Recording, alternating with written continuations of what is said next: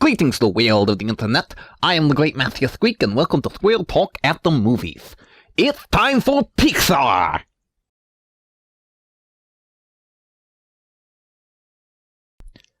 The Good Dinosaur is a movie about the dinosaur that has been parading itself through many of the Pixar films. This guy has been waiting a long time for his own movie, so let's see how he turned out. The characters. There are two main characters to follow on this adventure, and that is Arlo the dinosaur and his boy Spot.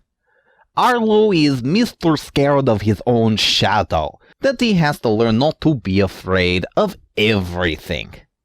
He never passes off as annoying, and maybe he was jumping at every shadow at the beginning, but when his adventure truly takes off, his bravery does even out with his situation, giving a nice character to root for.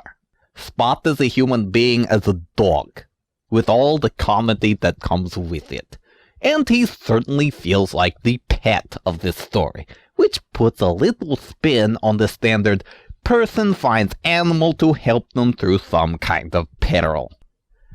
The plot. This is not Land Before Time, Jurassic Park, or Dinosaur. This is a Western! That's enough of that. Arlo, his parents, and siblings are farmers. They plow the land, they water their fields, and they harvest their crops.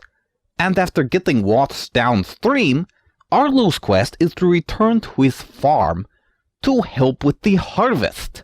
The plot may weave through other plots rather often, like the cowboy T-Rexes that I greatly enjoyed, but it never loses its focus, and that is Arlo trying to get home with a little help from Spot. Design. It's Pixar. It's standardly beautiful, every bit of it. Especially when Arlo gets hurt, you can see scratches, bruises. It's just exquisite attention to detail. I love the Western twists into things. Arlo's farm was great. The cowboy Rexes and how they'd gallop as though they were on horseback. How did these guys come up with this brilliant stuff?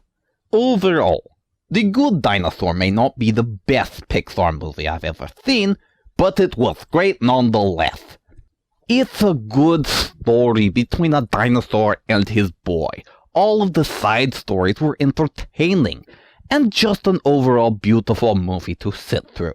So I say it's a definite watch. If you love Disney movies, it's a good one to see.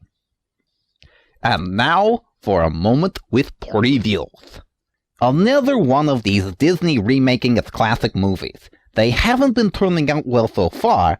It does look beautifully designed, but that won't save a bad movie.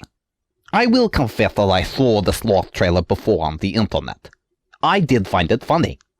But something about the way the sloth moves kind of bother me. Can't quite put my finger on it. And after watching it again, I have to realize, what a major nuthole the fox is for starting a joke with the sloths. He knows the rabbit is in a hurry. I have already commented upon this Squeaky Beth on another show. Next, Finding Dory. Another Disney movie, and Pixar to boot. We can expect it to be just as good and beautiful as any movie of theirs. Unless it goes the way of Cars 2. Nah, that couldn't happen. They had a bad idea from the start with that one, and there's no way that they would make that mistake again. They took the comic relief character, made him into the main character, and filled the movie with his dialogue to the point where he just wouldn't shut up. And everyone, including those that liked the first movie, fully realized how truly annoying he was.